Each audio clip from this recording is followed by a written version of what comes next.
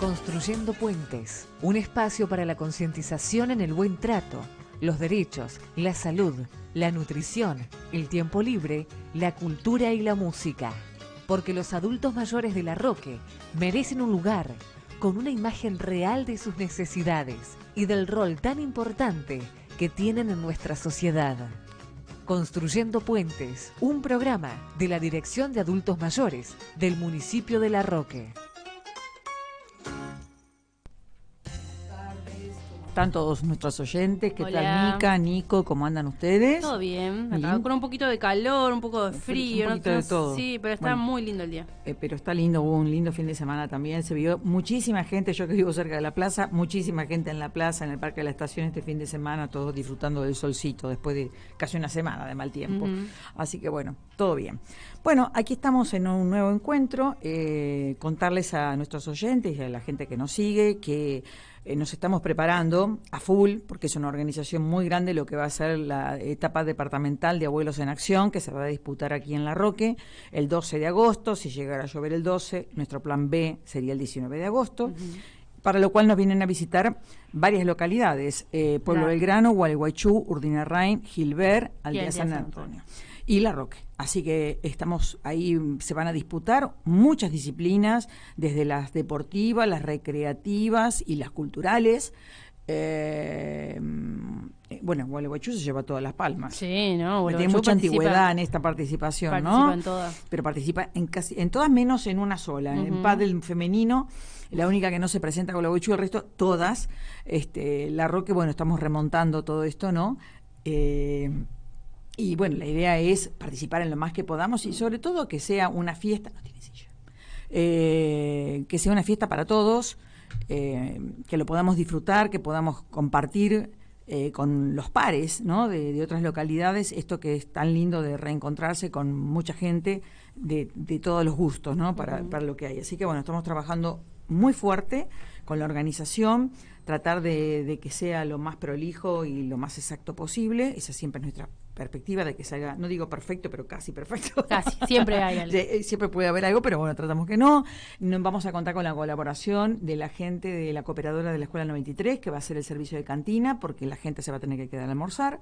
Así que agradecemos también la muy buena predisposición de Pamela, Pradelli, de todas las que acompañan en la cooperadora para poder llevar este evento adelante. Obviamente, a Nico, a todo el personal de deportes que nos va a acompañar y nos va a estar manejando los fixtures y varias cosas, así que bueno, a la gente de cultura también, que dicho sea de paso, las disciplinas culturales se van a disputar en lo que es el salón cultural. Sí.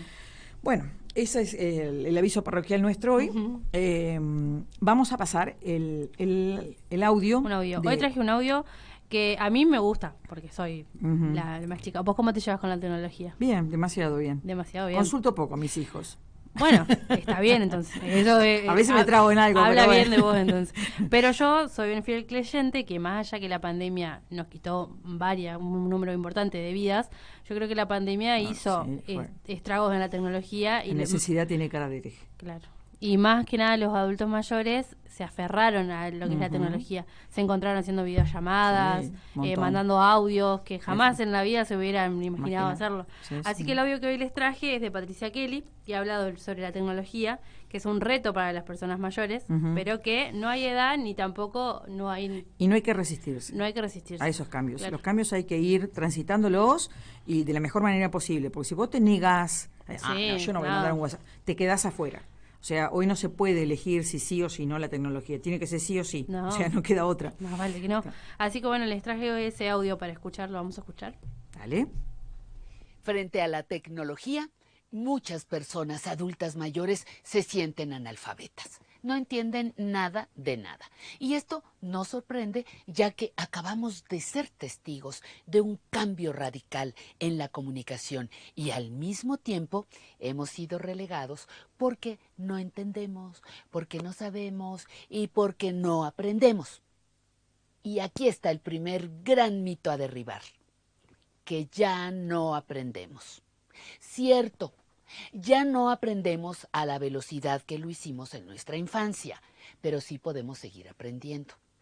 Nuestra educación tuvo otros métodos, otras velocidades, otra tecnología, lápiz, goma y papel.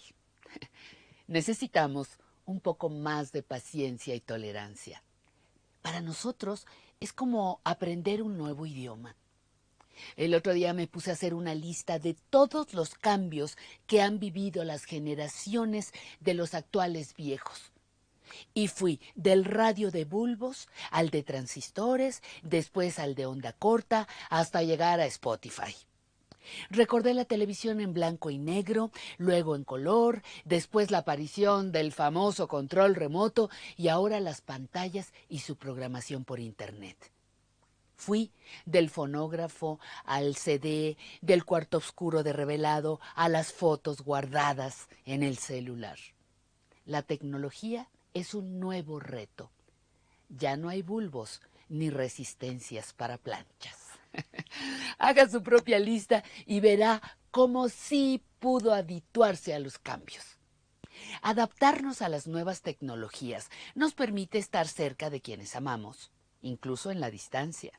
Podemos usar dispositivos para monitorear nuestra salud, para aprender sobre todo lo que queramos, cocina, primeros auxilios. Hay dispositivos que miden nuestras frecuencias cuando hacemos ejercicio.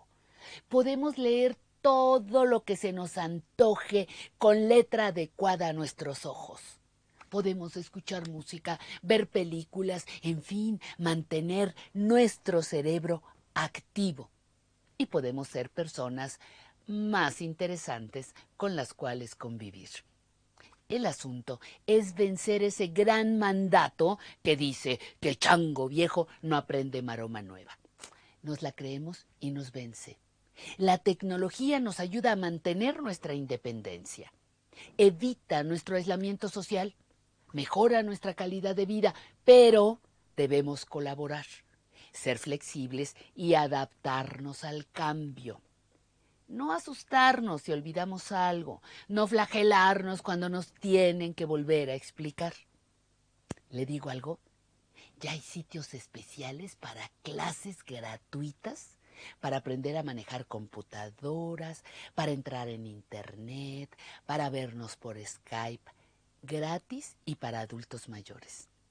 Al principio las personas adultas mayores no fuimos consideradas como usuarias cotidianas de estos servicios, pero poco a poco hemos ido ganando terreno. El irreversible crecimiento de la población que envejece en nuestros países nos ha obligado a todos, a todas, a integrarnos a los cambios de las sociedades tecnológicas.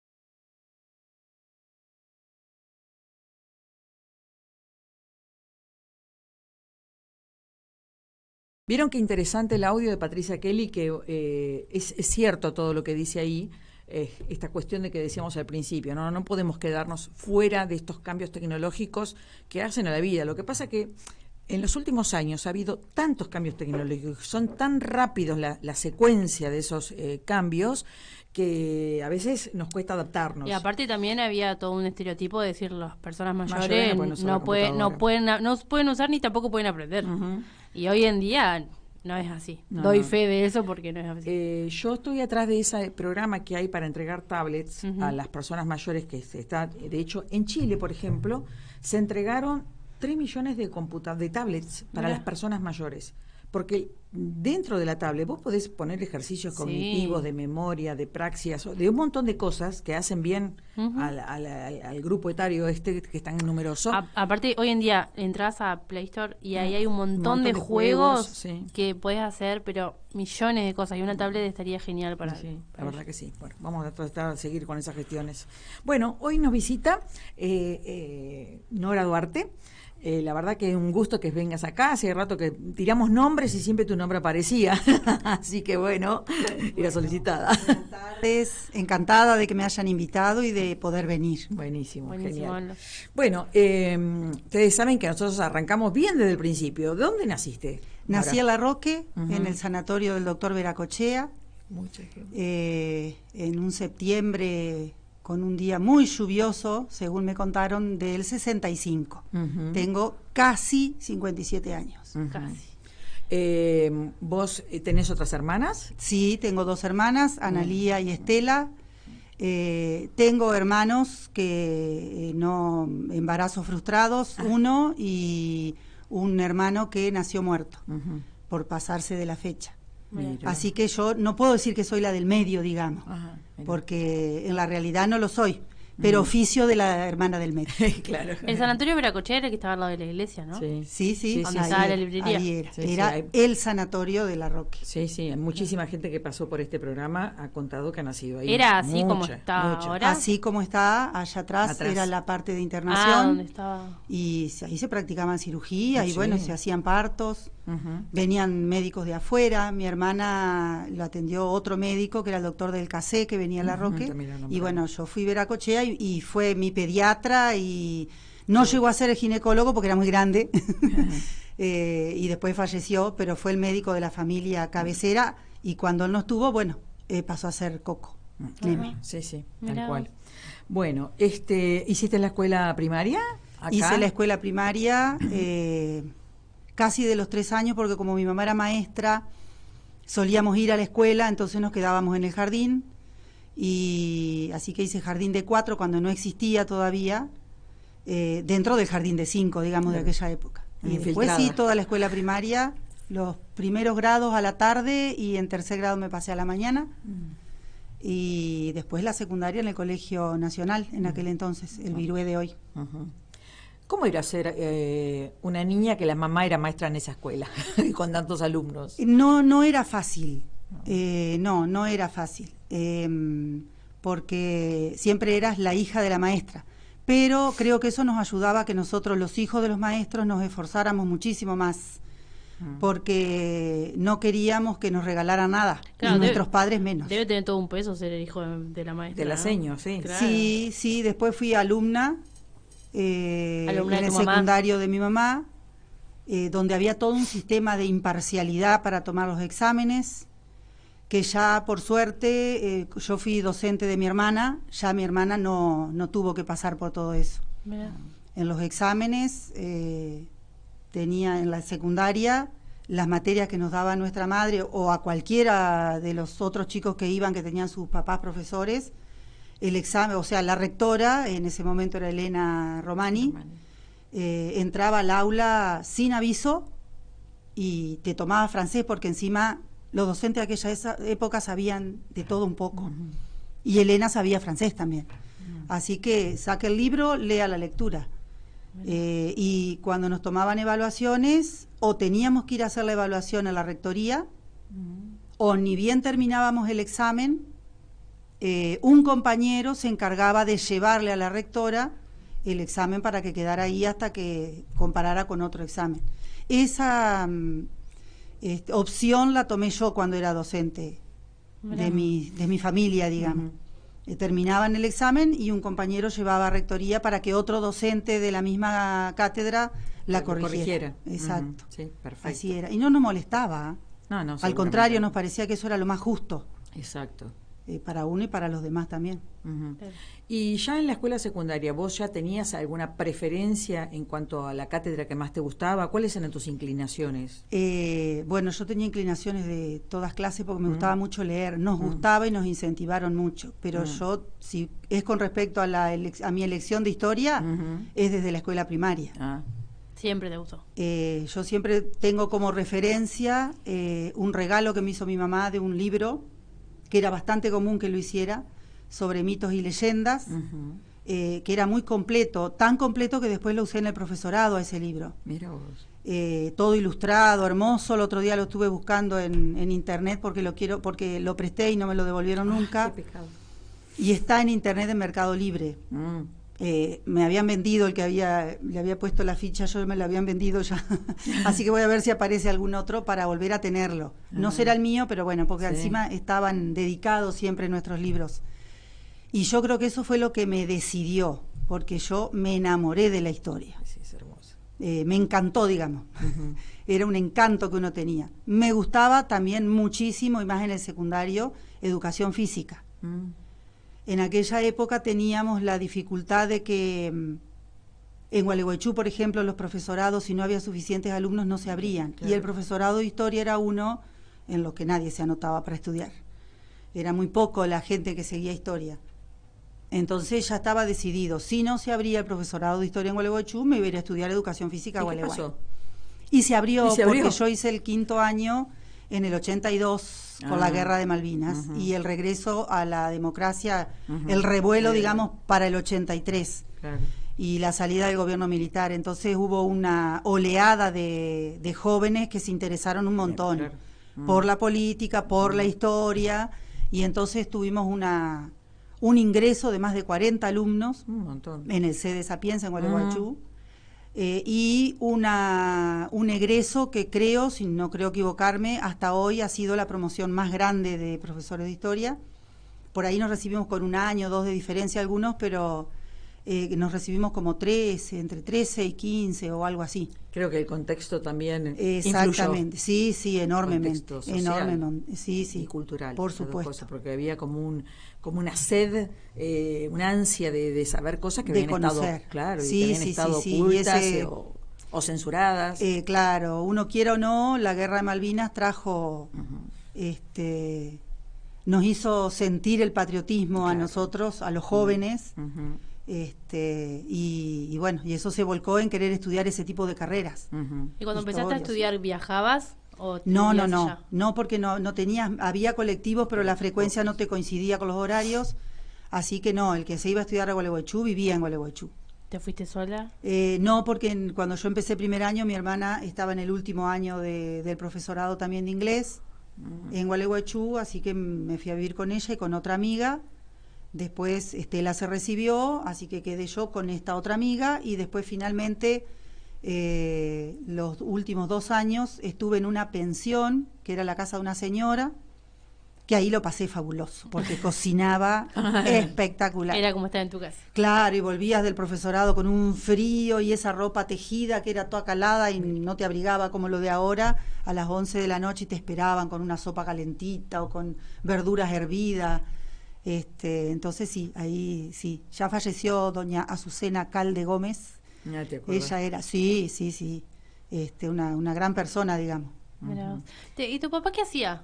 Mi papá no estaba en mi casa, mi papá y mi mamá se separaron cuando yo empezaba primer año, y después volvieron otra vez a estar juntos un tiempo más. Cuando yo me recibí estaba en casa mi papá, después no.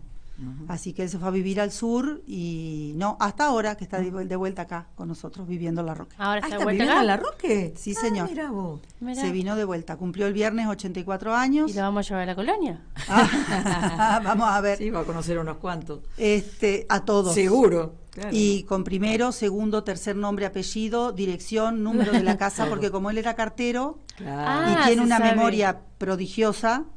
Sabe todo. Sí, vos hoy le preguntás a gente que por ahí la conocías por el sobrenombre y él te sabe el nombre. Lo vamos a traer a la radio entonces. Y las genealogías. Para preguntarle. Y entonces te fuiste a estudiar a Gualeguaychú. ¿Te recibiste? Y enseguida te dio trabajo.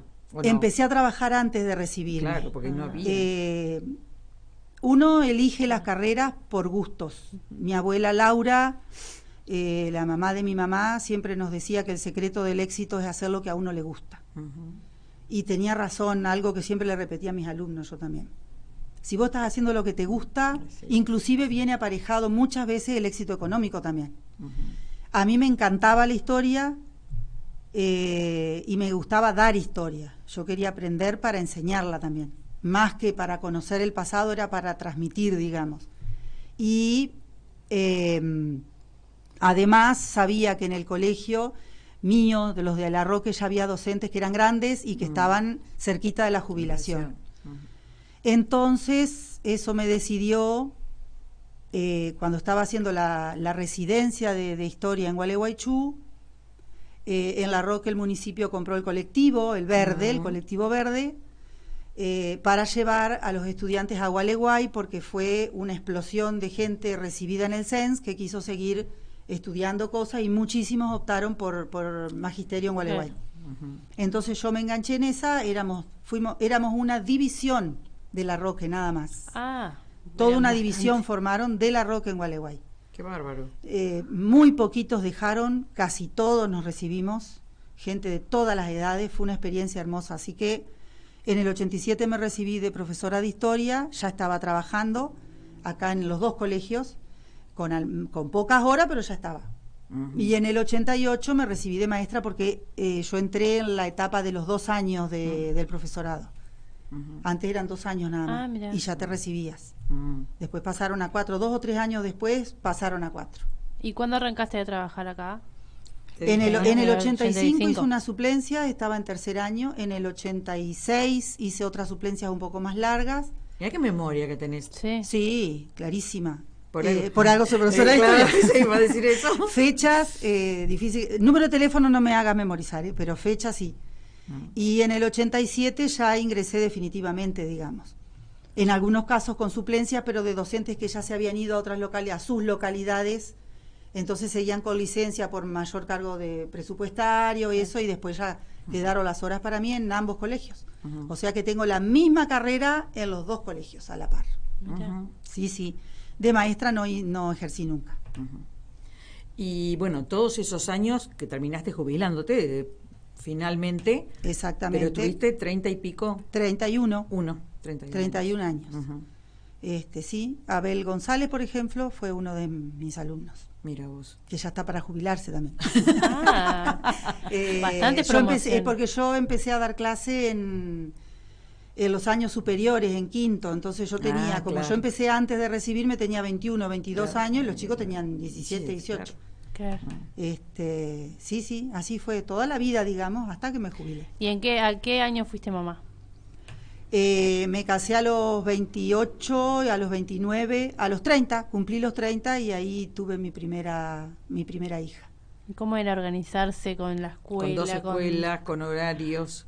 Y yo tuve una señora que cuidaba a mis nenas, que es la abuela postiza de mis nenas. Y mi mamá postiza también, que es Leonor Sánchez, Leonor Vargas de Sánchez, que además es mi vecina. Ella me las malenseñó. Pero entonces era como dejar con una abuela. Claro. Las nenas. Te ibas tranquila. Sí, aparte como a mí siempre me gustó y yo logré, viste que a veces como que se alinean los planetas y porque hay docentes, qué sé yo, mi hermana por ejemplo, que tuvo que viajar a todos lados, hora que había tomaba, y yo no, yo de entrada empecé y después justo fue un boom también del crecimiento del Colegio Nacional y de crecimiento de matrícula. Fueron unos cuantos años en que hubo que crear nuevas divisiones, entonces como eran horas creadas, yo era la que más puntaje tenía, ella era personal de la casa, me iba quedando. Yo creo que a los 5 o 6 años de estar trabajando ya tenía las horas completas. Y todo siempre fue de mañana. Cuando el colegio Virué se desdobló, yo tuve que pasar 9 horas a la tarde, que eso era de conformidad, yo estuve conforme, vamos a ayudar al colegio, bueno. Sí. Y después con Patricia Mañano, que era la otra profesora, ella tenía una serie de horas en el colegio de hermanas a la mañana y todo el resto a la tarde. O sea, ella tenía 9 horas en el colegio de hermanas, yo todo el resto a la tarde en el Virué. Y yo al revés. Entonces hicimos un canje con arreglo de los rectores, por supuesto. Patricia, que tenía su puntaje para tomar mis horas y yo renunciaba en el Virué. Claro. Y en la rectoría del colegio de hermanas también dieron el visto bueno de nombrarme a mí en esas horas. ¿Se jubiló Patricia? Sí, Patricia también. Patricia fue compañera mía del profesorado. Mira. Sí. Y en los primeros años fuimos compañeras de estudio también. Después ella por una cuestión de materia. ¿Te quedaron amistades del profesorado? Ella es una de mis mejores amigas. Mirá. Y con las demás, ahora con el tema de las redes, no nos encontramos, pero seguimos en contacto, sabemos qué le pasa a cada una, o a cada uno. Porque en mi promoción de historia tuvimos un intendente de Gualeguay, por ejemplo, el Negro Jaime, y rectores y de todo un poco hubo, digamos, muy diverso. Muchas personas. ¿Seguiste hasta último tiempo conservando la pasión por transmitir tus conocimientos de historia a tus alumnos? Sí. ¿Los podías cautivar a los chicos de ahora igual que lo que podías cautivarlos cuando en tus inicios? No sé, eso por ahí habría que preguntárselo a los chicos, pero yo me fui siempre reciclando.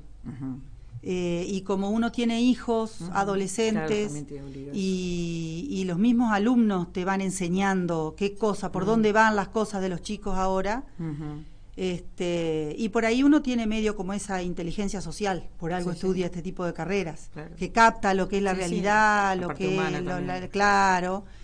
Entonces yo creería que sí.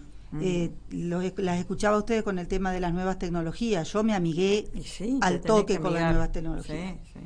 Sobre todo, o sea, yo desde que empezó, digamos, por eso tengo dos Face abiertos, porque cuando empezó esto del Face yo me abrí uno y después me dio desconfianza porque no había nadie en la Roque que tuviera. Entonces vos te tenías que contactar con andá a saber quién, claro, porque acá no.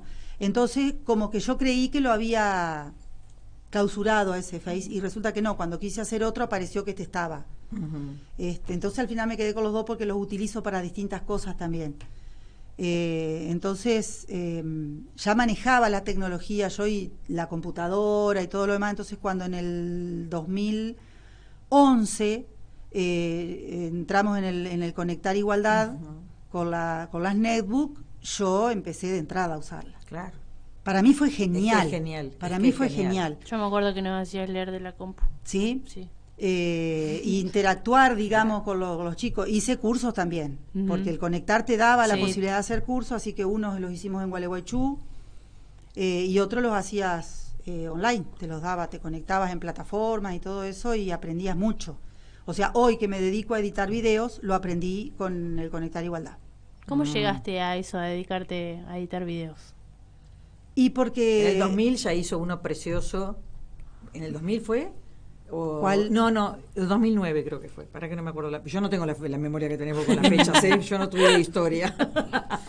Pero había un video que era sobre La Roque, que estaba con el tren, que creo en la Lía le puso la música, pero había muchas imágenes que eran tuyas, que eran de Puede fotos ser, tuyas. Sí, más o menos entre 2008 y 2009 yo empecé con el tema de los videos. Sí, y empecé 2009, porque fue el centenario de La Roque. Claro, empecé a armar... No, ese video es de Analía. Ese es de Analía. Ese es de Analía, pero yo colaboré con la fotografía y la investigación. Sí.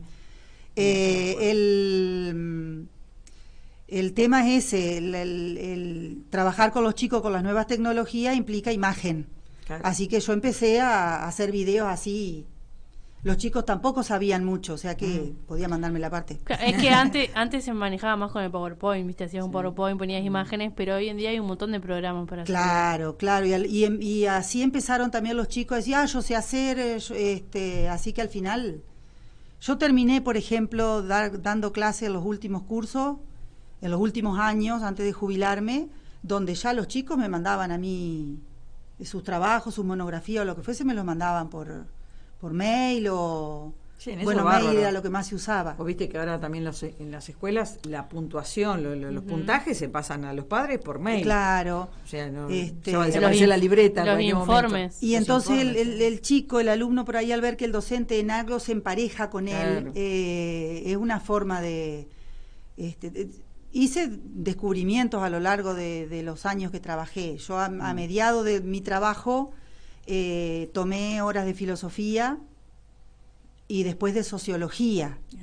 Y también di cultura y comunicación y esto que tenían el nombre, proyecto de investigación e intervención sociocomunitaria, que eran muy interesantes, porque era todo una parte teórica, pero después era volcar a la comunidad lo que uno, haciendo proyectos, digamos. Entonces incursioné en otros ámbitos, digamos, más allá de la historia, y a lo último, por ejemplo, me gustó mucho dar filosofía. Ay, es hermoso. Era un contacto con los alumnos totalmente distinto de dar historia, porque historia a la mayoría no le gusta. Tenés que movilizarlos mucho, digamos, para poder que agarren viaje. Pero filosofía sí. Entonces a mí me gustó mucho dar filosofía, mucho, y inclusive alumnos que por ahí no se interesaban en ninguna cosa, en filosofía, inclusive yo les daba historia y filosofía en el mismo curso, y en historia eran uno y en filosofía eran otros. Así que eso fue todo aprendizaje para mí. Yo fui aprendiendo, me fui ayornando a los tiempos. Seguro. Como decían también ustedes, a no resistirse. A no resistirse a los cambios. Sí, no, yo conservadora no soy. De quedarse con el librito, jamás. No, yo conservadora no soy. Aparte, no nos olvidemos que el tiempo de vida de docente, 30 años... Pues pasan millones de cosas en esos 30 años. ¿Cuántos cambios se produjeron esos 30 años? En educación fue todo, porque la transformación llegó en el 80 y pico, con la ley federal, con el polimodal, rezongamos un poco, pero le sacamos, muchos docentes tomamos lo bueno que tenía. Por ejemplo, considerábamos que el polimodal con las orientaciones era algo necesario. Y bueno, son otras épocas de educación. No sé si hoy daría clases. Yo creo que el docente, algunos por ahí se jubilan tan jóvenes, pero la docencia es un tema generacional muy importante. A nivel primario y secundario, digamos. A nivel de terciario universitario es otra cosa, porque al contrario, ahí necesitas la sabiduría y la experiencia. Pero por ahí hay otras cosas, a veces ni el físico te da con los chicos, digamos. Entonces, yo creo que hay un ciclo. Yo coincido con eso también, que ese recambio tiene que venir no que es inexorable. Sí. Hay que hacerlo. Con respecto al día que te jubilás, acá las que han venido, que han sido docentes y de pronto se jubilan, todos se liberan del reloj, de la alarma del teléfono, del reloj. Sí. Bueno, es como que se sentían como liberadas. Y se sintieron presionadas con ese reloj. Para algunas ha sido un calvario muchas veces, ¿no? Tenían que viajar con lluvia y todo eso. ¿Para vos qué significó el día que dejaste de tener y presentarte en un trabajo? Yo estaba feliz. Tuve una rectora que lloraba desconsolada porque yo me jubilaba. Yo le digo, ¿pero por qué? Mira, yo qué feliz que estoy. No, porque se va alguien, son los pilares. Le digo, ya va a venir otro, no hay problema. Yo ya vi que el tiempo estaba cumplido. Que yo esa etapa ya estaba. Que yo ya había dado un montón de cosas y que ahora llegaba otra etapa. Y que atrás de uno viene alguien que por ahí no ha nada que ver con la forma de ser de uno, con lo que uno pretendía, pero va a haber alguien siempre en el medio. Así que no, yo lo viví con mucha felicidad y para mí fue una liberación en muchos aspectos, no en el del reloj. Porque a mí jamás me molestó levantarme a las 6 menos 10 para ir al colegio y salir en bicicleta con unas heladas de 2 grados bajo cero. Nunca. Ni ahora me molesta salir así de mañana. Sí creo que uno, como le pasa a cualquier otro que esté en otro trabajo, y sobre todo cuando es un trabajo así de exposición social, uno tiene determinadas cosas que cumplir. Totalmente. Dentro de ese cargo que está ocupando. Uno no pretende ser ejemplo de nadie, pero está a la vista de todos. Entonces hay determinadas cosas que uno debe darse su lugar. Esa es mi postura con respecto a eso. Entonces, inclusive hasta la forma de vestir. Todo, te relajás de otra manera. Exactamente. Entonces, para mí fue una liberación. Eso, el de no tener que tratar al papá porque era el papá de un alumno. O al alumno porque es un alumno. Hay determinados límites. A mí me educaron así también. Uno tiene que saber guardar su lugar. Y uno puede ser amigo, compañero, llevarse bien, pero me parecía a mí siempre, entonces eso fue una liberación de esos códigos. Códigos, límites que uno se pone. Sí, creo que sí. Pero feliz de lo vivido y feliz de lo que empezó después. ¿Y ahora qué haces? ¿Haces ejercicio? ¿Qué haces? Sí, hago gimnasia con Mica. Abandoné ahora en estos meses porque como yo tengo hipertensión hacía mucho frío. Y a la mañana que uno se transpira, no, ¿para qué tentar al destino? Así que estaremos retomando ahora. Yo decidí los primeros años después de que me jubilara no hacer nada para sabático. O sea, hacer quinta, tejer, o dedicarme a empezar para tu casa y tu familia. Claro, o para mí. Claro. A ordenar mis archivos, que siempre estuvieron despiolados y siguen porque no los he podido ordenar. Yo los entiendo, pero no los he podido ordenar. Y ya este año pasado Bueno, después vino la pandemia. Yo me jubilé en 2018. Ah, claro. Así que tuve el 19 y el 20 ya estuvimos de pandemia. O en el 2017 me jubilé. Bueno, ya se me borró si fue en el 17. Se le fue la magia.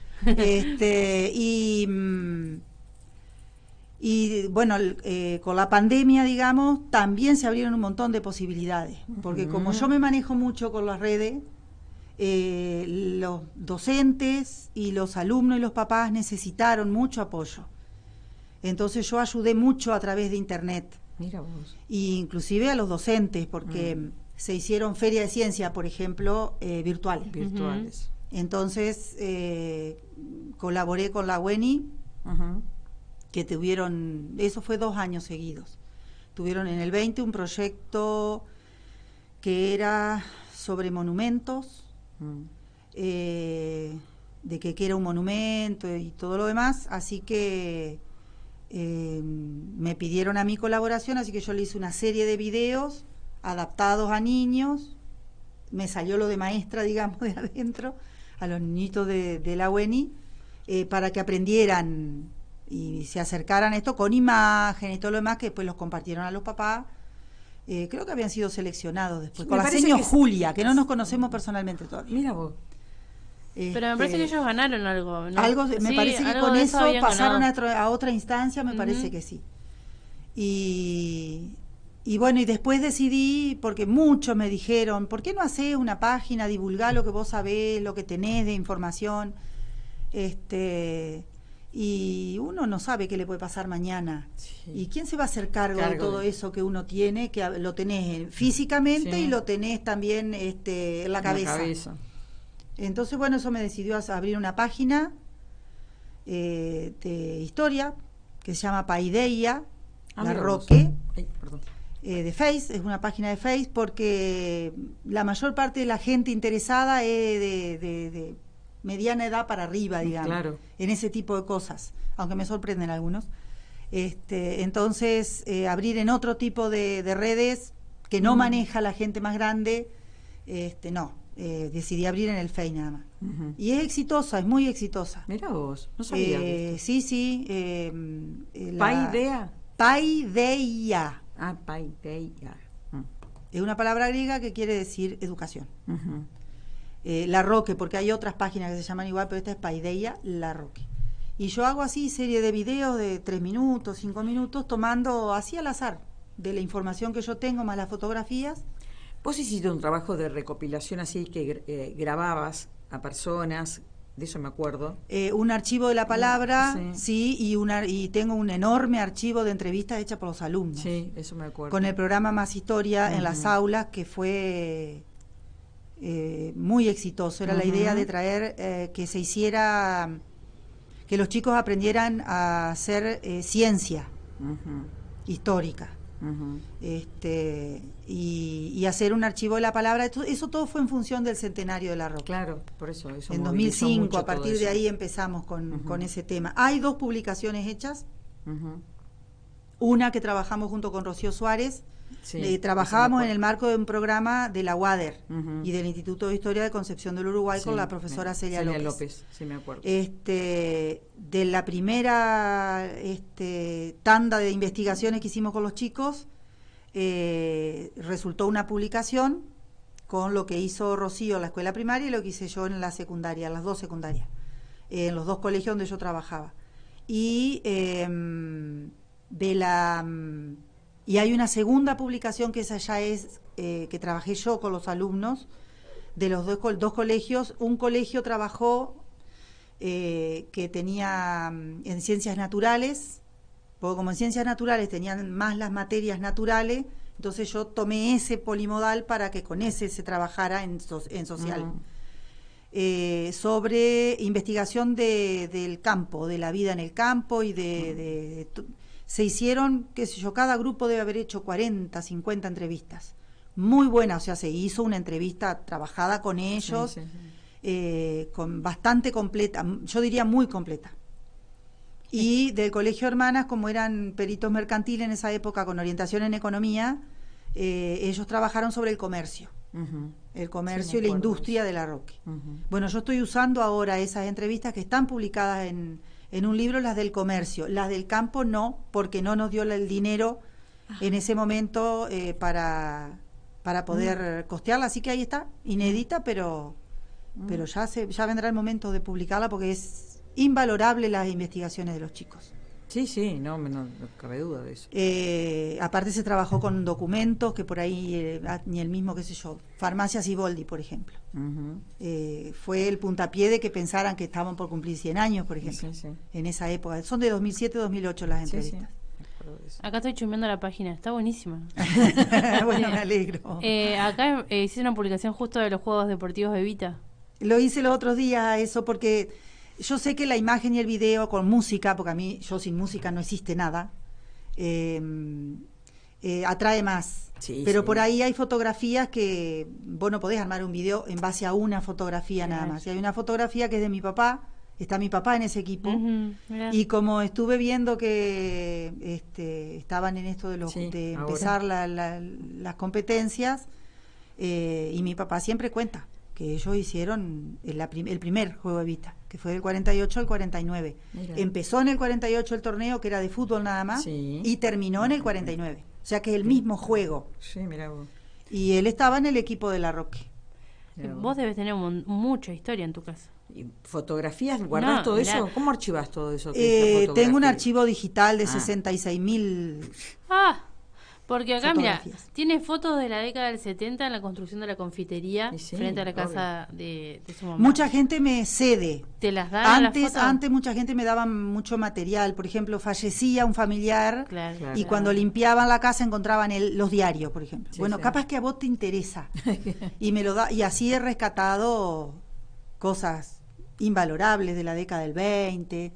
Y hay gente que confía en que uno lo usa bien a esas cosas, no para guardarlas y archivarlas, nada. ¿Alguna de tus hijas salió con esa misma vocación que tenés vos por el tema de la historia? No, para la historia específicamente no, pero Débora está en turismo, también con esto de lo social, no ejerce ahora, pero se recibió de licenciada en empresa turística. Erika estudia psicología y Luz María abogacía, así que están todas en el rubro, digamos. No, yo nunca las no les gustó nunca demasiado. No sé si porque no les gustaba la historia, porque había mucho que estudiar, o porque la mamá era la profesora de historia. Claro, no sabés. Pero bueno, estaría bueno encontrar a alguien que fuera, no digo, entre comillas, discípulo, ese legado tuyo también tiene que quedar en manos de alguien. Pero no, y bueno, en algún momento yo lo tendría que organizar y en algún momento va a ir a las instituciones. Seguramente. Sí, hay mucho material, digamos, de muchas cosas, y diverso, porque yo lo que encuentro, y ahora las redes, mucha gente publica sus fotografías de familiares. Entonces yo me comunico con esa gente que veo que ha publicado para pedirles permiso. O sea, yo nunca publico fotografías donde hay familias, o inclusive hay, ponele, está fallecido el papá, la mamá, y aparece, o hay un audio o una filmación sin preguntar a la familia si están de acuerdo. Porque hay gente a la que no le gusta ver esas cosas de sus familiares fallecidos. Entonces sí, esos son parte de la ética que uno tiene como investigador, que hay que tenerla. Igual que reconocer las fuentes. Sí, obviamente. O sea, yo tengo muchísimo material que es mío, pero otras cosas lo saco de otros lugares. Y entonces ser fiel a que eso no es tuyo, o no lo pensaste vos, o la foto no es tuya. Estoy embobada mirando el video de la municipalidad. Del edificio municipal. Tratá de hacer una cosa por vez. Sí, no, pero tener la cabeza en varias cosas. Nosotros ¿Qué sabíamos... te pasó ese video? Está genial. ¿El antiguo decís vos? Sí. No, esos son digitalizaciones que se hicieron cuando Mónica era directora de Cultura. Que Analía era coordinadora. Después me voy a sentar. Nosotros somos nacidos y criados en La Roque. Mi mamá toda la vida participó en Cultura de La Roque y fue docente. Entonces nosotros siempre estuvimos muy cercanos a las instituciones del pueblo, por ejemplo. Entonces manejamos lo que las instituciones tienen. Entonces, por ejemplo, yo iba al colegio cuando estaba en esa filmación, y mi hermana también. Entonces nosotros sabíamos que ahí se filmaba. Y Analía lo ubicó en la familia de Néstor Pradelli. Se salvaron de una quema hace muchos años esas películas. Eran películas Super 8, las de Rollo, que había contratado a Izaga, que era intendente en la época del gobierno militar, para que filmara las obras, los actos y todo lo demás de La Roque, a Mario Fiorotto. Mario Fiorotto es hermano de Nora Fiorotto, de Celia Fiorotto. Bueno, no vive en La Roque. Mario filmó y durante muchos años se pensó que se habían perdido esas filmaciones. Y bueno, las había guardado Néstor. Mucha gente ha guardado cosas porque otros las tira, entonces las guardan. Y bueno, y Analía las hizo digitalizar en Rosario, porque no había acá. Ahora hay ahora tiene Chichín, ese proyecto hermoso. Y bueno, son del 78, 79, 80 y 81. Pero claro, ahí estoy yo en las filmaciones cuando iba a la EPAE, a la EMAE, ¿viste? O bailando en los actos del colegio. Son muy valiosas. Hemos hecho muchas copias como para que no se pierdan. No se pierdan. Y algunas, bueno, las guardo porque las voy publicando como novedades mías. Y así es, hay, ya te digo, miles de fotografías, miles. Muchas en papel, en alguna época yo imprimía o hacía imprimir para que no quedaran en digitales nada más. Y bueno, ahora no se puede. Tendría que armar un proyecto para conseguir algún presupuesto, digamos, y que se pueda hacer eso para que quede como legado en el municipio o algo. Ya estoy armando algunas cosas. Bien, o sea que proyectos en camino tenés. Seguro. Vos hablás y se te cambia la cara. Hablando de historia. Sí, eso me dicen todos. Se te nota. Eso me dicen todos, sí. Es lo mío. ¿Es lo tuyo? Sí, es lo mío. Por eso digo, estaría bueno que vos se lo pudieras heredar a alguien, en el sentido de... Seguro. Hay que pasarlo eso, no hay que quedárselo uno solo porque es una lástima. Sí. Hay mucha historia en tu trabajo, obvio. En todos los sentidos. La gente por ahí me manda, vos que sabés tanto de historia de La Roque, ¿no tendrás alguna cosa o la otra? Claro. Bueno, por ahí sí consigo datos, por ahí no, por ahí los oriento hacia dónde pueden ir. Ahí está el trabajo de Graciela Benvenuto, que es nutricionista hoy, pero fue profesora de historia antes. Ella se recibió un poco después que yo. Mira, no sabía. Y en el seminario ella trabajó con el municipio, digamos. Todo a través de las resoluciones y ordenanzas municipales, el accionar municipal.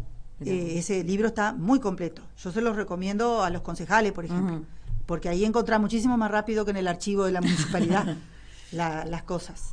Ese está muy bien hecho y con todos los datos concretos, digamos, que necesitas. Esas cosas hay que volcarlas a internet, tienen que aparecer en Google.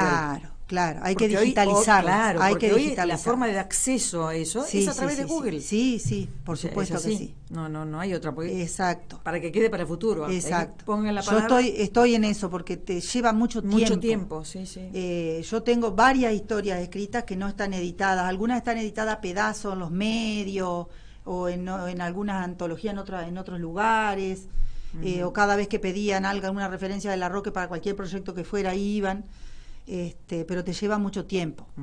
Y hay cosas que hay que actualizarlas. Yo tengo una historia de la música, tengo de los músicos de La Roque, hay historia de la parroquia, historia de la escuela, de teatro, la historia de la EMAE. ¿Ahora estás con la iglesia? El año pasado me convocó el padre Heraldo Reverdito, por el lado de la historia, digamos, a formar una comisión. Y sí, encantadísima, yo sí de historia. Y dentro de la comisión armamos una subcomisión, digamos, que está Delia Notov, Coca Chabrán, Julio Sartori y yo, para la parte histórica nada más. Por eso ahora yo armo los videos, o sea, entre todos armamos los guiones, yo armo el video, entre todos hacemos la historia. Yo armo los guiones para video y Julio les pone voz, porque Julio es Julio para hablar. Y después yo, en base a los audios de él, armo el video con las fotografías que aportamos entre todos o conseguimos entre todos. Qué bueno, qué interesante ese trabajo, trabajar así en ese grupo. Y casi todo por WhatsApp. Nos reunimos muy poquito. Ahora estamos en esa subcomisión, no creo que el padre tenga problema que lo digamos, estamos en el tema de armar una revista que quede del centenario, que tenga una parte de historia con algunas fotos, porque hay unas fotos muy, muy buenas, digamos, de las primeras épocas, y otra parte que sea de todo lo que se ha hecho en los festejos. Y estamos tratando de registrar todo, porque si no te pasa como hoy. Sí. Los otros días que hicimos lo de los abuelos, eso decíamos, que en realidad no era abuelo, era para gente grande. Firmar, pero aclarar la firma. Claro, por ejemplo. Porque ahora nos pasa que tenemos un montón de actas y ¿quién era que firmó así? Claro. Yo sé bastante, con los años aprendí mucho a descifrar letras y apellidos y cosas así, pero hay algunas que no podés. Entonces alguien que se quedó afuera de la historia, digamos. Claro. Nora, ¿qué consejo? No, iré a preguntarte, en todo esta, pues te has ido capacitando, actualizando en tu métier, ¿aún sentís que te queda algo pendiente que te hubiera gustado hacer y que todavía no has hecho? Sí, por supuesto. Por empezar, un libro. Sí. Lo que pasa que hace varios años que estoy armando y agregás cosas o volvés a corregir, hay algo ya que viene en camino, digamos, que no es mío solo, que es a nivel provincial, pero no puedo decir nada. Así que eso queda ahí. Tiraste la piedra. Bueno, pero estás haciendo algo que sí. hacer. Pero sí, ahí la idea, tengo armado algo. Material te sobra. Sí, pero claro, como hay tanto material, y cómo decidir si armar, no podés hacer un libro de 3 tomos. Sí. Y qué es lo que me interesa a mí, decirle a la gente, porque libros de historia de la Roque hay. Sí, hay. Con los datos básicos. Y a mí siempre me interesó, a mí me encantan las instituciones y las historias, pero a mí me gustan las historias mínimas. La historia de la familia, la historia de la gente. La anécdota. De ese desconocido, claro, que fue muy importante, y vos descubrís un mundo que era la Roque, que a veces queda en los 5 o 6 de una comisión. Sí, claro. Sí, seguro. Y por qué pasó esto, o por qué pensamos de esta manera en la Roque, o por qué hacemos... Y hay temas en los que uno todavía no se puede meter. Sí, totalmente. Porque nosotros somos un pueblo chico, donde nos conocemos la mayoría, y no se puede. Por ejemplo, tengo registro de gente que caía presa por abigeato en el año 18, por ejemplo, en Talitas, cuando había 3.000 habitantes en Talitas. Era un pueblo rural, digamos, pero eran... entonces vos esas cosas no podés divulgarlas hoy, porque vos sabés que las familias continúan. Entonces, bueno, es parte de eso, de la ética. Digamos que en algún momento, capaz que cuando sea un poco más grande de lo que soy ahora, sí, ya no me va a interesar nada, digamos, y voy a empezar a publicar un montón de cosas, que algunas son risueñas, y otras decís vos, mirá vos, qué cosa. Así que fuiste preso. Este es hijo, este era el padre de... Claro. Viste que nadie resiste al archivo. No. Me encanta cuando yo a veces me junto con las chicas, amigas mías de acá de 30 y pico de años, y empiezo... Yo me pierdo, porque como no nací acá, no sé quién era la abuela, ¿viste? De dónde venía toda la descendencia, pero bueno, ahí en un momento del relato me pierdo. Claro, pero sí, hay cosas años que si vos no las recordás se pierden. Se pierden. Por eso teníamos un profesor que nos decía, apúrense a hacer entrevistas, porque la gente se muere. Y cuanto más mayor es, más posibilidades hay. Y se te pierde todo rastro, si esa persona no está. Tal cual. Y se lleva, ¿viste? Y hay cosas que por ahí... Cuando yo hice la investigación, mis alumnos con mi guía hicieron la investigación para Más Historia en las aulas, muchas familias trabajaron con los chicos, la mayoría. Ay, qué lindo eso. Y muchísimos dijeron, yo no sabía, ni idea tenía de mis abuelos, de mis bisabuelos, o de que los Paredes habían venido de Paraguay, por ejemplo. Te doy un ejemplo así, o cómo habían vivido cuando llegaron los inmigrantes, porque se sabe mucho de los inmigrantes, pero se sabe poco de las otras familias. Y hacia ahí quiero apuntar yo, por ejemplo, en un libro. a descubrir todas esas otras vertientes que hicieron al pueblo. Porque pareciera que todos fueran hijos de italianos, que vienen todo el Véneto.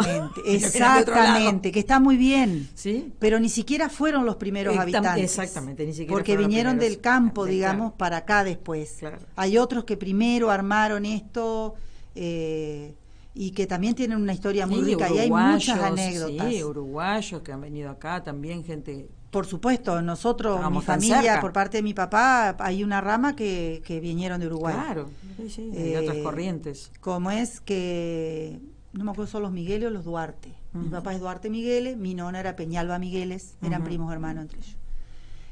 No me acuerdo si es por los Duarte, viste que nosotros estamos no convencidas, pero de que nuestro apellido y nosotros tenemos origen judío. Con la gran inmigración de la diáspora, se fueron a Portugal, y cuando los reyes en el siglo XVII expulsaron a los judíos definitivamente de España y de la península ibérica, muchos se cristianizaban para que los dejaran viajar, y vinieron a Brasil, y de Brasil pasaron a Uruguay, y de Uruguay pasaron a Entre Ríos. Por un montón de cosas que vemos, por empezar el origen del apellido.